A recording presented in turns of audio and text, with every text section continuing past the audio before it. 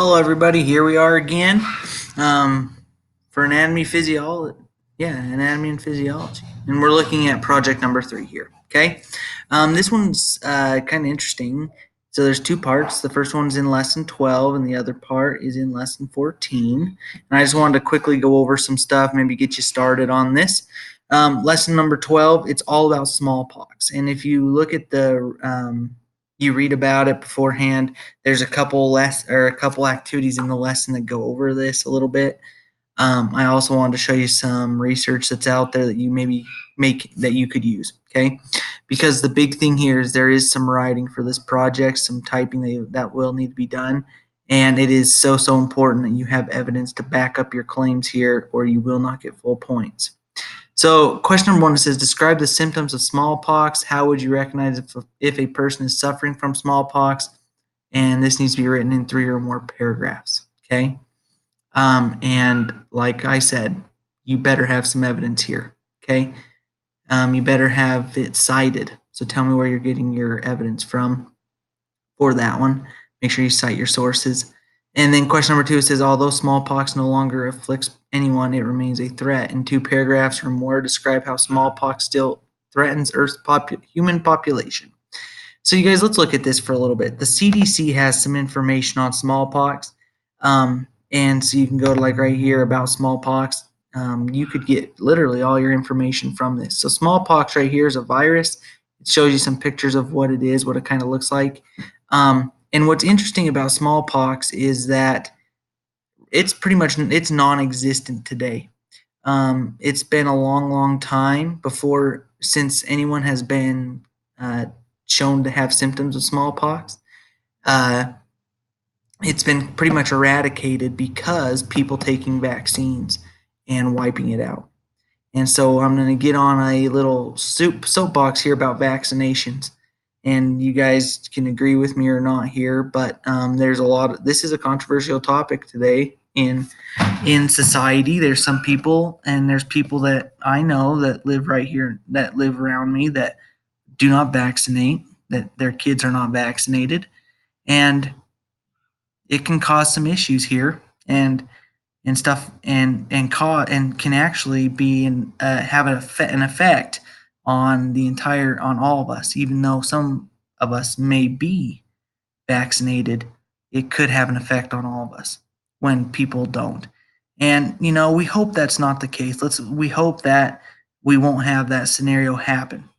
There people make claims on both sides. Oh, vaccinations, they cause autism, which is shown to be false.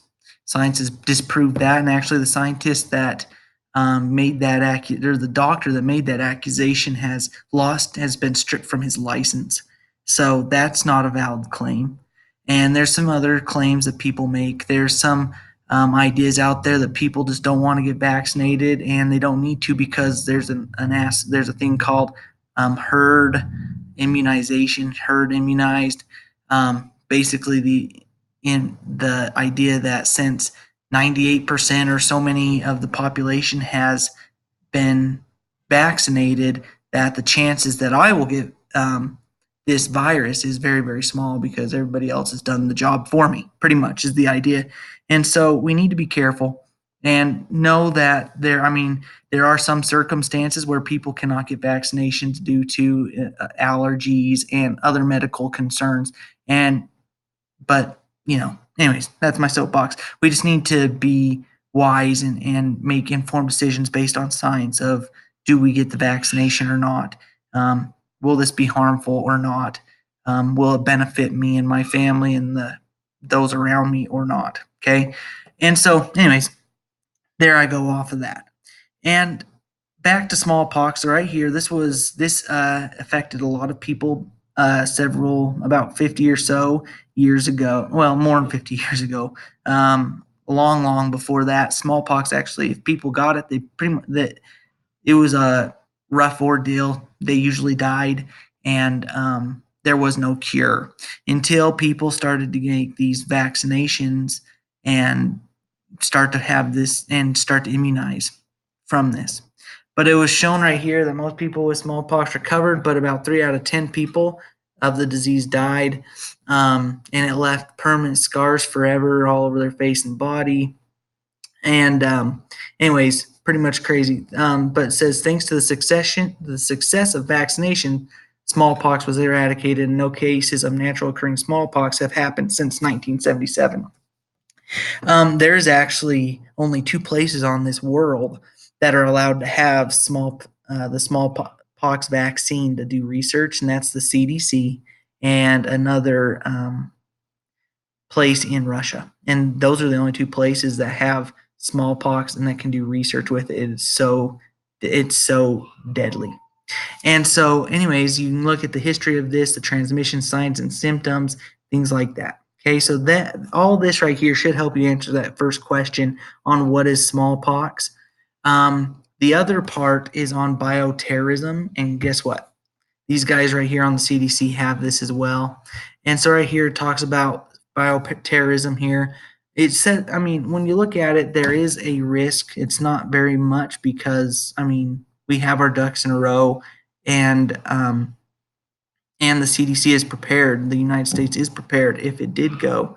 But it talks about the threat, how you could prepare, and if it did happen, how would we detect it, and what would be the response. And so you could use this right here to answer that question as well. But we know that this could be used as a bioterrorist attack. Instead of a bomb per se, they could release this virola virus that causes smallpox, and it could be very deadly, especially with people that aren't getting immunized more and more today. However, all of us, most of us, because we're so young, have not gotten this vaccination. I know I have not received the smallpox virus because they don't even offer it. They can't. There are few people that have it, and if you were born before a certain year, I don't remember what that is, you may have received the smallpox virus. However, because it was so long ago, you'd have to take it again to make it even be effective. And so, if it did come out, it would have a chance to get us a lot of us, and we would have to notice the symptoms and go and take and get it taken care of really quickly. And what they would do is actually put you in isolation for about 18 days, so half a month you wouldn't be able to be in touch with anybody. And if anyone was in touch with you, guess what? They're stuck in there with you for 18 days, or in their own little jail. So it doesn't sound fun. And they would just monitor you like crazy. Thank goodness for modern medicine today and Netflix that you would probably survive, and that the 3 out of 10 probably wouldn't be the statistic we would see today. However, we know that that viruses can adapt and evolve and things, and so who knows? Maybe they could make a deadlier strain that would cause some issues. So there are some concern here. We want to be smart. We want to be prepared, and this goes over how the CDC is ready in case this ever did happen. Okay, so there's that. I will link this into the walkthrough so that you guys are ready for that. Okay, I think I answered all those questions right there. Make sure you answer that second part in 2 paragraphs or more. The second part here is actually it's different now. We're looking at different molecules and these different tests that will help you to determine what type of molecule is in that substance. Okay, and what you will do is what I would recommend doing is go back to this lab that you did and use it to help you understand what each one is. For example, let's say that we have this sample A. I'm going to stick it right here in this thing. Let's test it. But before we test it, let me explain what each one of these things do. So the first one right here, we have carbohydrate test, and we have two types. We have the Benedict test that tests monosaccharides, and we have the Lugol test that tests polysaccharides. Okay, and you can look those up if you're not familiar with what a monosaccharide is and a polysaccharide. And they'll have some pictures there. Mono means one, poly means multiple. Okay, and so monosaccharides are smaller usually. Glucose is a monosaccharide. Polysaccharide would be larger, such as starch. Um, let's see, cornstarch, that kind of thing. That has multiple monomers on there would be a polysaccharide. Okay, and then you have a protein test, which is the Barrett's test, and that'll test for if there's protein present. And then we have lipids or fats, which is the Sudan-Red test. Okay, so let's look at sample A and let's test it and see what's in the sucker.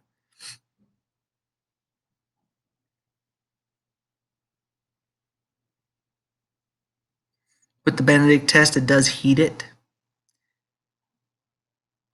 Okay. And it's actually copper that's in there that causes that color to be expressed. Let's just go through each one of these and we can kind of say, does it have one thing? Does it have multiple things in it? Okay.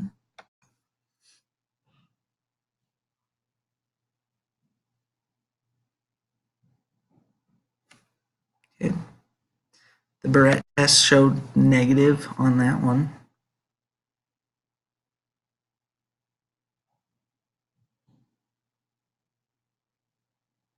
Okay, so here we go. We have this, and we can say from this, we see a reaction in these two right here. Sample A must have had some carbohydrates, both monosaccharide and polysaccharides inside that sample. We can see this right here, no change and no change right here. Okay, let's reset. Let's try let's do B.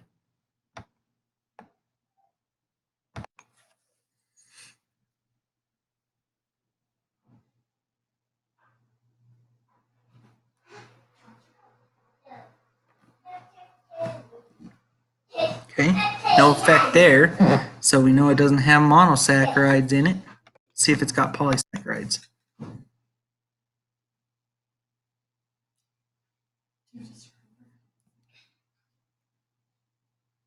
Okay, so there was an effect there for the polysaccharides.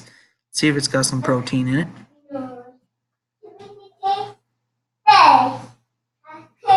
Ooh, okay, so we know it's got protein.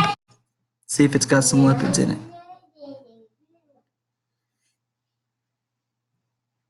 And it's got lipids, okay? And we can see those lipids are right there, okay? So we can definitely say that sample B has some polysaccharides, a protein, and some lipid in there. And so we could also go through this as well. Again, when we look at this one right here, we can see that there was an effect right here for the polysaccharide. So that would be the answer there. Which of the following shows the results that you would get from testing beef? Well, we know beef is protein and fat. And so we'd want to look right here and say, okay, well, which one had some positive test result for Biarritz and Sudan-Red, which shows us to be C. And so C is my correct answer there. Which test would show positive results for orange juice? Well, we know orange juice is a carbohydrate, and so we would test and we could choose that. I don't remember. Let's see. Let's go with Burette or with Benedict's test. Let's see if it's got monosaccharides in it. And then which food would show this result right here? So we see no effect except for the polysaccharide. And so you'd want to pick, boom, this. Or wait, this one right here. Sorry. These are simple sugars. So this would be the Benedict test of monosaccharides. So apple juice, orange juice, and honey. These are quick energy. But candy, table sugar, and cola are actually polysaccharides. It actually takes our body longer to break those down. That's why, like, if you work out, it's actually better if you need quick energy to drink one of these because it's a fast sugar. All right, and then which of the following would test positive in the Burette test and negative in the Sudan-Red? Okay, so Sudan-Red tests fat. This tests protein. So wheat bread, nope, that's carbohydrates. Meatloaf, that would have both fat and protein. Vegetable oil would be just pure fat. And so we would want this. Milk has protein in it, but since it's skim milk, it has no fat. And so that would be our answer. We could check it, and boom, we got a 5 out of 5. I'm so good. And voila. Okay, so I hope you guys, this helped you to answer these questions that you can use to help answer and understand what are those 4 different tests and how will they help you understand. Right here, oops, starch. Is starch a monosaccharide or a polysaccharide? Oop, I don't know. Anyways, that'll be the answer there. Okay, all right, good luck, you guys. I'll talk to you soon.